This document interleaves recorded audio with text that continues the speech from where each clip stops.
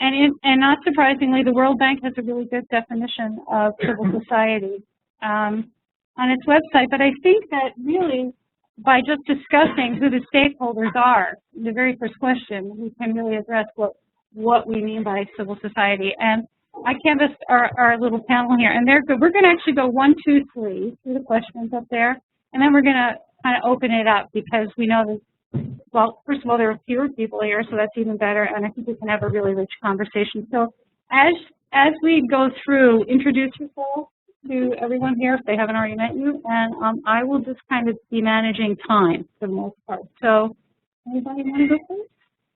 Chomping at the bit. Sure, I will. Okay. So, it's working. Hi, my name is Lori Harrison. I work for Tetra Tech ARD, which is a professional services firm. And my business unit, ARD, works closely with the International Development Services community.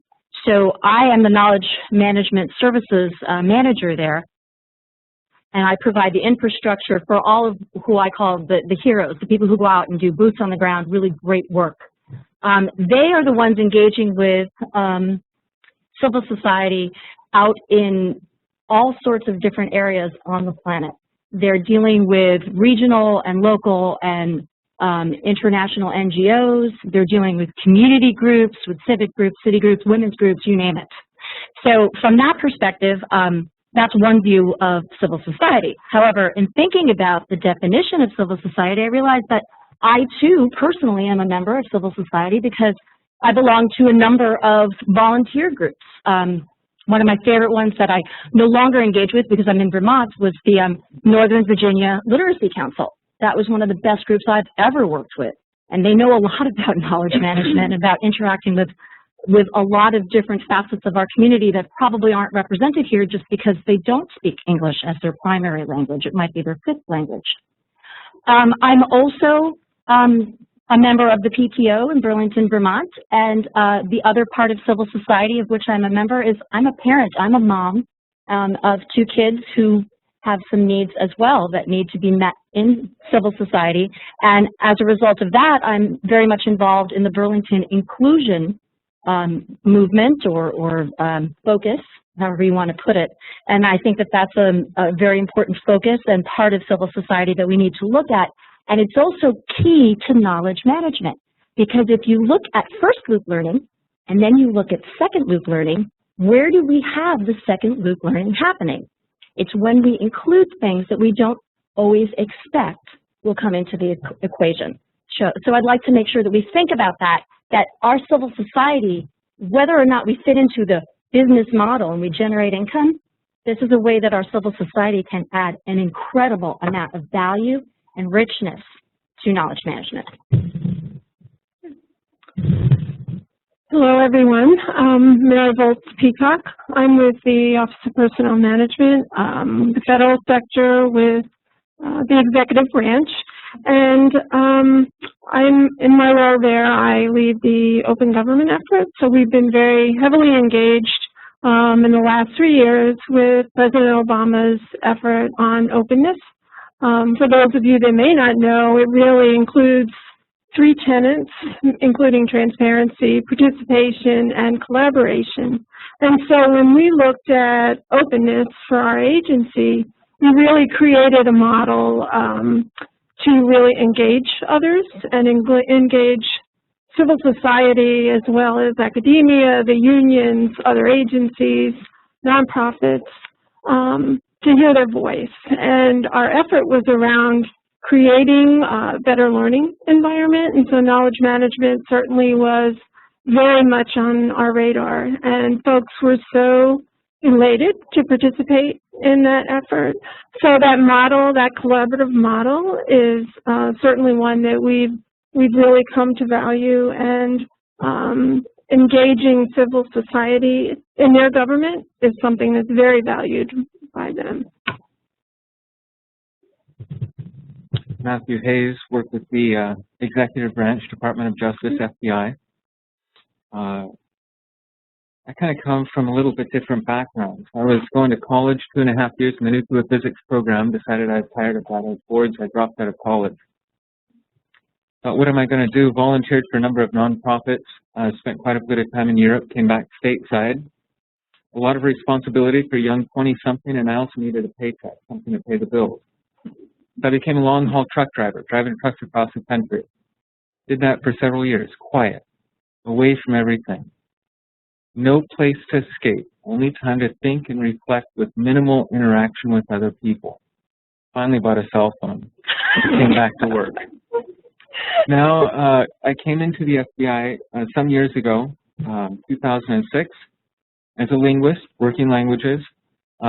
Ended up transferring last year out here to work knowledge management for the Office of Chief Knowledge Officer, which heads up the strategic perspective and kind of cross-coordination for knowledge management efforts within the FBI. So I'm privileged to be here today. I don't know if I represent a specific stakeholder group within civil society. I'm a civil servant myself.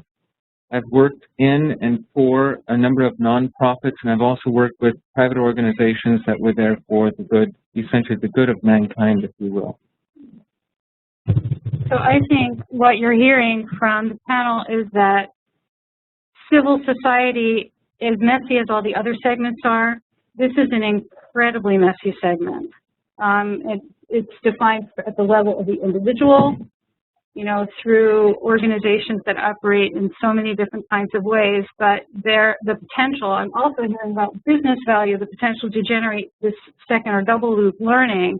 This is the kind of intellectual currency that we're talking about, and somehow perhaps we need to be able to think about that when we think about the contribution of civil society to this initiative.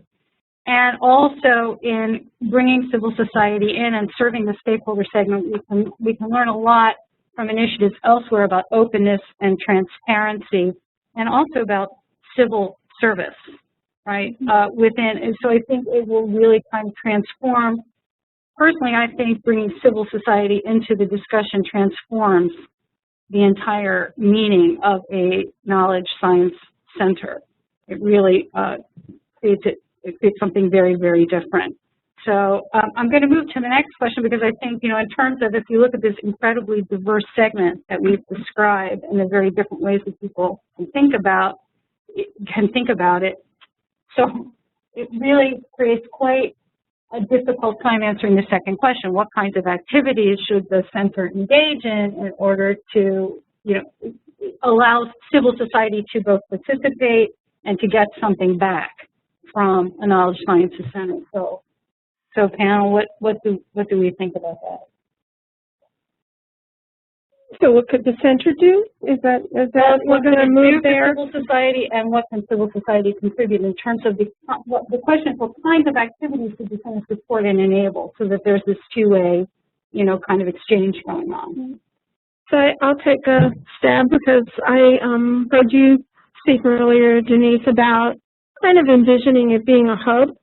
And that's kind of what I was thinking. And I think one of the activities could be that the hub could then create space for collaboration from all of these different entities.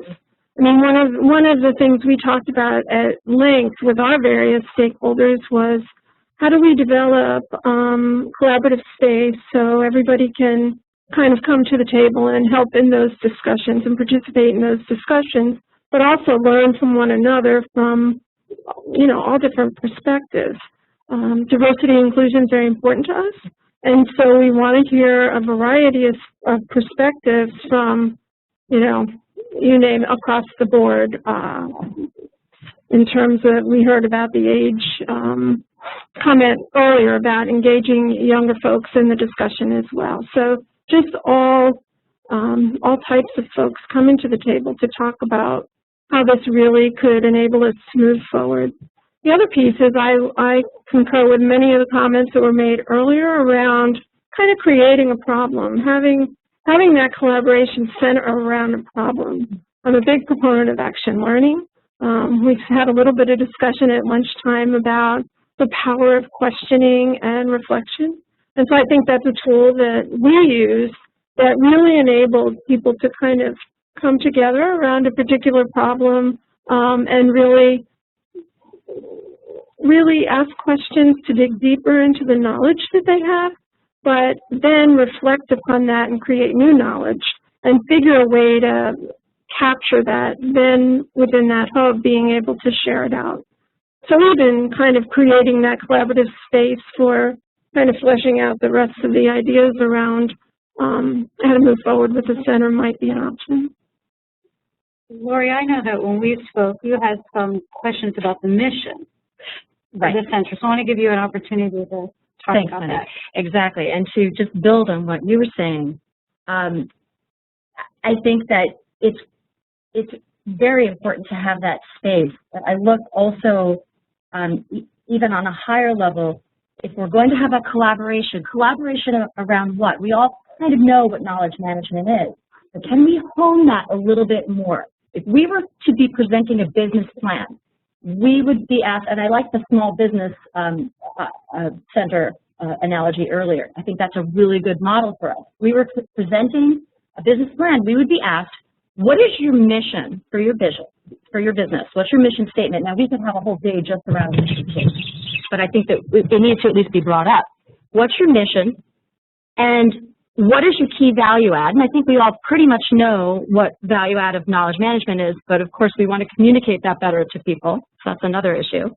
What's your mission? What's your value add? And what is your product differentiation? What is it that this center is going to do that the other centers aren't doing? Okay, so are we going to advocate for questions around knowledge management and ethics? Who's owning that question right now?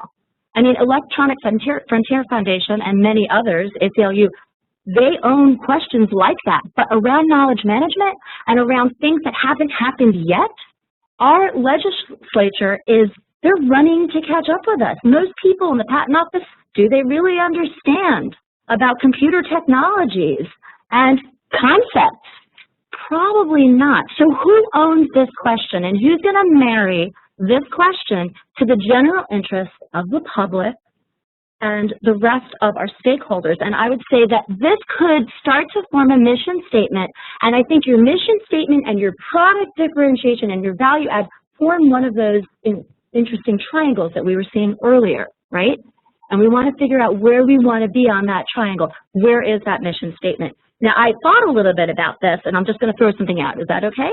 So for me, I would think that for any intellectual discipline, what we're doing is we're building that body of knowledge to which you referred. We're coming up with models, like Shakespeare hit some chords, and so he comes up again and again in all different ways, century by century. Why? Because there was a message there. And so perhaps we're also building a science, and we have our models, our information models, and we correct them as we find that they need correction, and we build upon them. This is the science. So I would say that perhaps we should be a think tank around knowledge management, a center that itself must model good knowledge management practices, and perhaps our mission should revolve around the aggregation, dissemination, synthesis, and application of knowledge management tools and theories. So when I walk into this center, I want to see good knowledge management at play. Lots of panels. Maybe this could be in somebody's library. I don't know. With like a little, you know, logo for the company that donated the panels, right? So I walk in, I see all these panels, and what's going on in the panels? They're springboard stories. And I am drawn toward that springboard story with which I most associate. And then maybe I take my handheld device, which I might have checked out from the library because I don't own one, and I QR code, right, the screen that's the most close to what I want to see, and I'm directed to other resources, or if I'm actually physically in a physical space, I pick up a box and it's got realia in it, like questionnaires or examples of types of tools that for the use of which has been lost because we didn't gather the knowledge out somewhere in the field, okay? So anyway, those are some of my ideas. Thanks for asking. Sorry to go on. She didn't think about that a little bit before she came here. And she almost fits into the now generation. Huh? And you almost fit into the now generation using technology like that. I think we could blend the answer to this question along with the next one, the model. And I like the thought of a hub. I like the thought of focusing it around a discipline and directing it towards becoming a science. And we heard earlier today about mathematics being the basis of science, and it's really true. Let's explore a few things, and I'll just talk for a moment, and we'll see what comes out of this. Let's explore a little bit. What if a portion of the answer was product-focused or solutions-oriented? Really, there's a need, a problem, a question, something out there somebody has, or a solution they've come up with that the other people might be able to use as a resource. Connecting those. We heard about that today from Goodyear. And another portion of that, this center, that would be discipline-focused, focusing on the discipline of knowledge management. So you're taking a blend with both the almost a tactical approach to KM, really hands-on practical stuff. I need help. Give me help right now, right here. And you're also taking a much longer view, the 200-year view, of saying, okay, what is our strategic perspective in this? Where are we taking knowledge management long term? So we're kind of blending those elements together. What would this look like? Well, earlier today we heard about Goodyear. They have a portion of theirs that's focused on connecting people together. So I'm going to use it as a straw man, and we'll talk about it for a moment. With Goodyear, they talked about the connecting activities, which is really, I think, very good and would make excellent use inside a center. Connecting activities of project collaboration, focused on the product or the solutions that are needed. A portion of it is a people finder. I need to know who out there can help me with this problem that I have, or who out there is really experienced and expert in this portion of the discipline. Also, I take that and I move it further and I say, well, those people that are leaders in the field, are they willing to give up their personal blogs and start blogging on a shared space to where this becomes the center where people go to get the information and the help they need?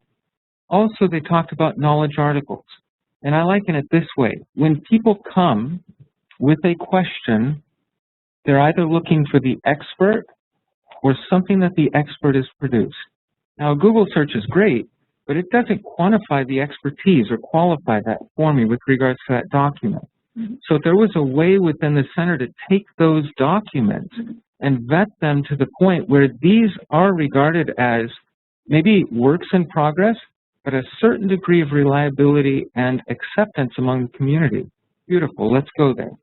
Next one would be really dealing with the communities, the community concept. If we're building the center, it would not truly be a center without the people that could network and collaborate and communicate through it. This also brings us back to another point that needs to be addressed, and that's the training. For civil society at large, also for the public sector as well as the private sector, I need a place that I can point people back to and say, you know what?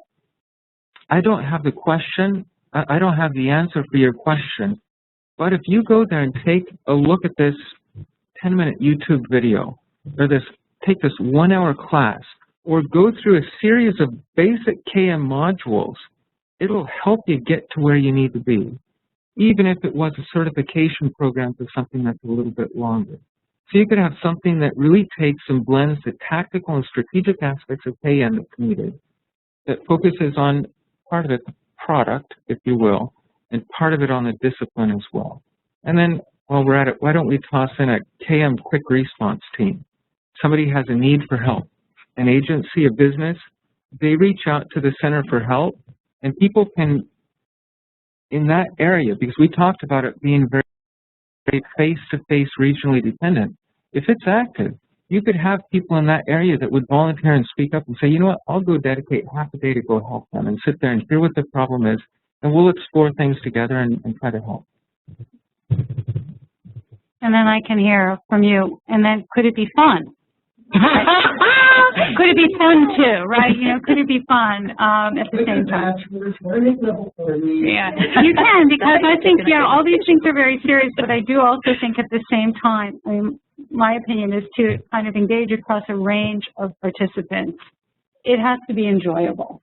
You know, we're very serious here, but it has to be enjoyable. So I want to actually now. We've spent 15 minutes as a panel, so we want to kind of open it up. But I want to kind of let the panel also pop in from time to time. So if you're, you know, needing to say something, I'm going to let someone else out there say something. There were a lot of hands. So who has the mic? Oh, you have the mic. Do you want to say something right now? Okay, we're going to Who hasn't said anything yet today who raised their hands? Anyone else raise their hand? There were a bunch of hands up. They're all down now? Oh, you all said something. Okay, yay!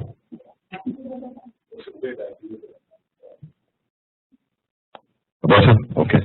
I thought some of the ideas you put forward of one speaker I thought were excellent, and the quick response team sounds great to me. You know, I'm sure there are people who would be very happily. I mean, people who volunteer to be firemen and so on in this kind of way. Yeah, I mean, it's the same mentality. I want to contribute to my community, and I want to be helping other people. I think that would work very well. I'd just like to throw in a couple of ideas with the kinds of activities addressing civil society. Something that he's put up in one of our slides is that people aren't on their front porches, they're actually behind closed doors. There's a number of reasons for this.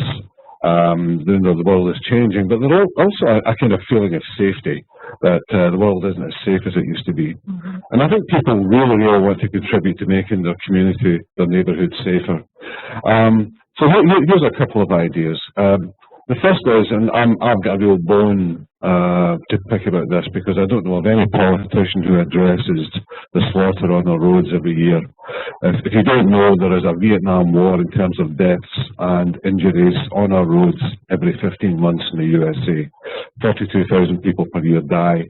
600,000 get injured. It's ridiculous, the numbers that we tolerate. And here we are at the Department of Transportation, so it makes kind of sense to talk about this.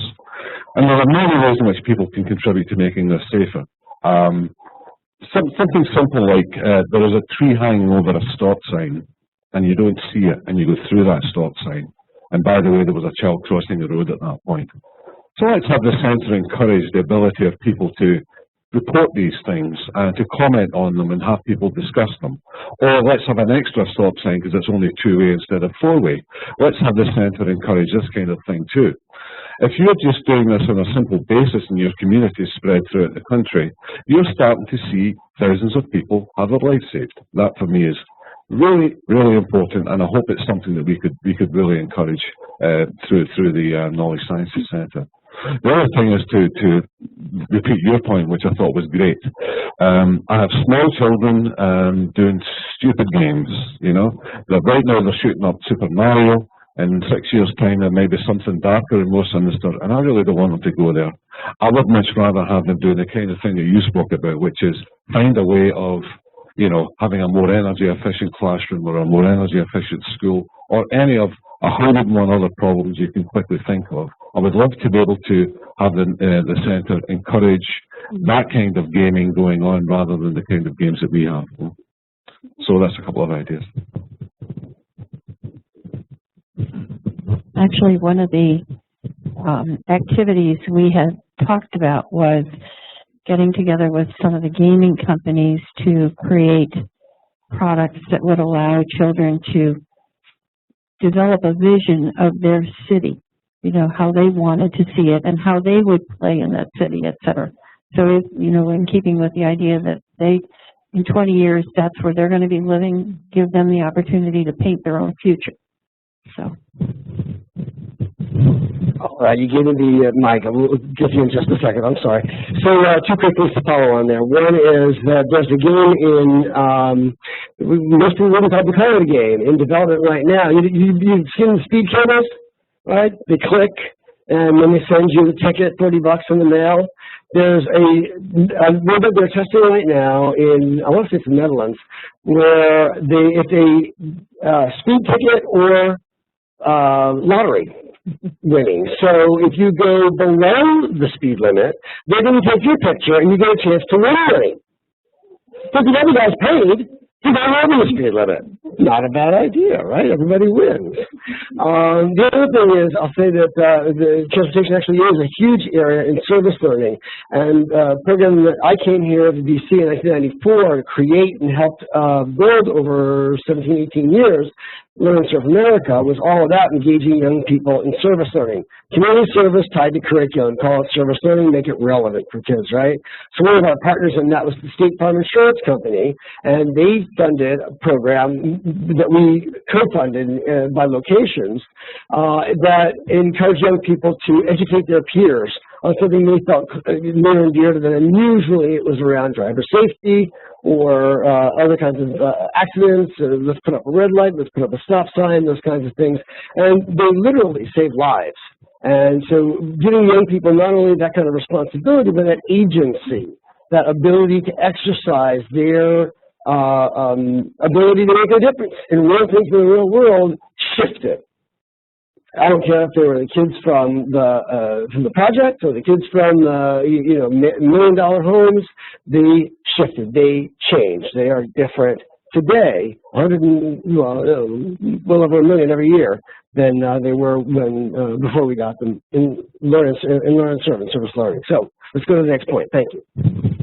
All right, Alex Winkler, I just wanted to piggyback on, I guess, all three of those points. One other example I've seen here, just living in the D.C. area before, was that awesome contest they do on the mall every year with the university students coming and doing the green buildings from all over the United States. I mean, wouldn't that be cool to do something at that scale? Because they're tying the corporations to the universities, to the mall, to the public, right? Because the public comes out and sprayed to take a look at that stuff.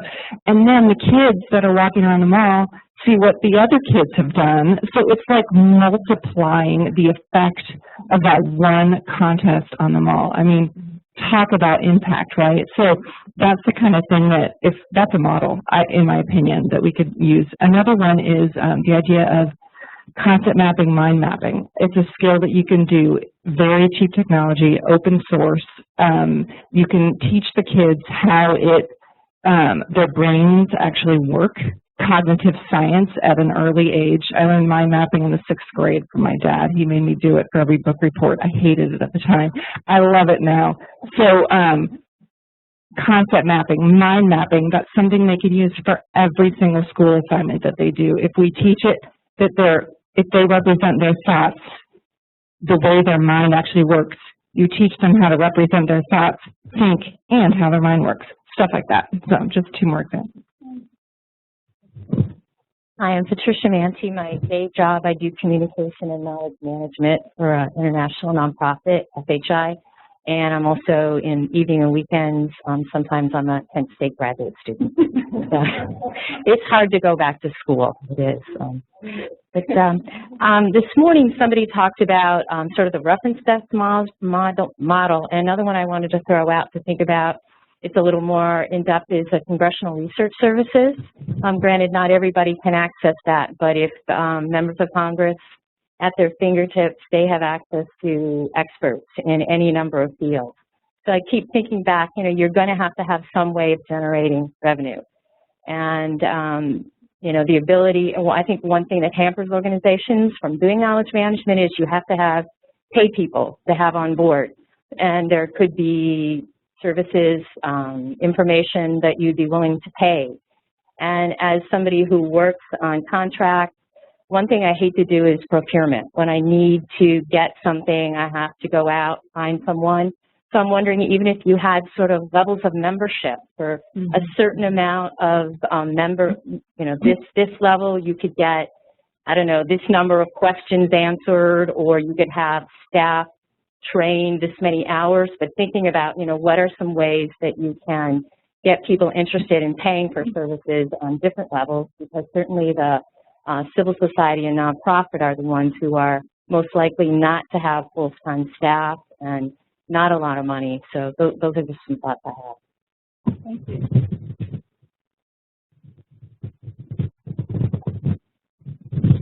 As a person who works with the government, I'd like to go to number 1, because we've kind of touched on it just a little bit, but I want to just do a very, very broad view of stakeholders. One type of stakeholder seeks information. The other type of stakeholder has the information, but they're trying to organize it in a way that the people seeking it can find it. So a broad facet of stakeholders is, are they seeking the information, or are they making the information available? Are they producing it? So that was my one piece. The other piece that I haven't heard and that I deal with all the time is classified information and sensitive but unclassified information, personally identifiable information. This is the information that you get into trouble for if you let it get out. Like Edward Snowden staying several months in a Russian airport because he couldn't go anywhere. And that was deliberate, but there's also many times where the information is not deliberate. We just digitized a number of documents from years back, and one was, some of them were microfiche, some were things that have been sitting around for 20, 30 years. We digitized them, we put them on the web, and then a few months later, some guy says, "Hey, you've got my social security number out on the web." Oops. Had no idea we had done this because at that time, they put them into the documents because nobody was finding that.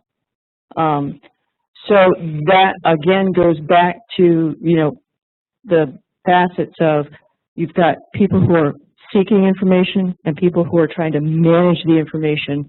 And that's one of those things about managing information is there's certain types of information you don't want to get out there, partly because of safety issues. Somebody's going to steal your identity. So I just wanted to bring those 2 points out. Yes, so you can do it. Thank you, George Mihails from Finnish Partnership. I wonder if in such a center, which seems to be among the first, if not the first in America, one could have after-school activities for K to 12. I give 2 examples. I tested those ideas mostly in Scandinavian countries, and it's very much rewarding. One content and service should be supplied, how to discover the jobs of the future, the jobs for knowledge economy. A core part of knowledge economy are cultural and creative industries. And there's a lot to be done, and to make sure we address the social cultural divide. And so, lighter version of it would be to have the cultures of the world, to have a journey in culture shared with parents, with friends, and so on. This, I think, would be useful. To start with the lighter version, it's a lot of content available. And third, as in America, I'm not American, I'm French, so in America you have your foundations, they're providing over $200 billion. I think a very practical way should be to have a service to help ask for money from various foundations, including financing after school. But such an expertise, there are various foundation centers across the nation. You can visit one here in Washington, D.C. There's a lot to be done, and that part should be probably tested to disseminate all over the nation.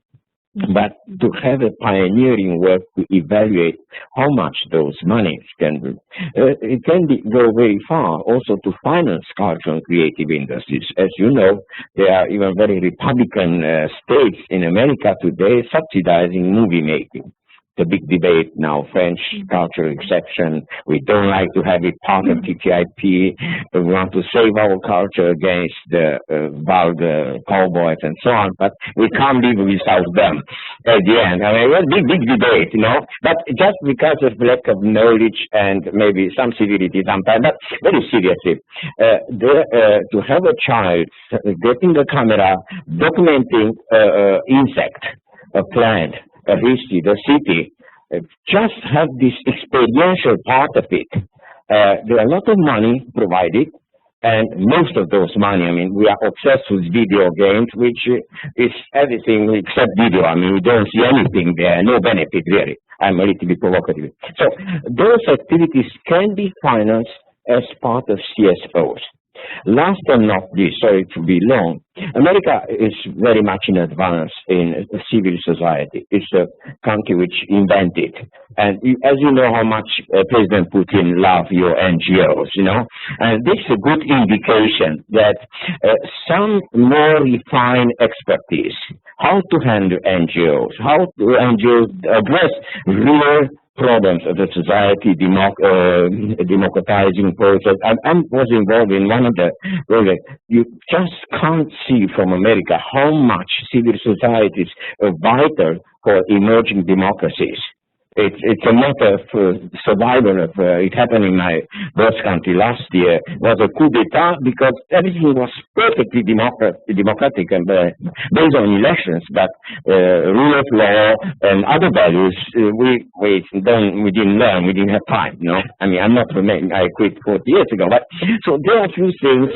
Could we make out of it like a sort of national center of excellence for CSO issues, and to take 1, 2, 3 CSO which can be addressed in such a center. So this way you project national and international image. I hope it makes sense. Thank you. Thank you. I know we have to stop now, so thank you to the panelists and thank you everybody.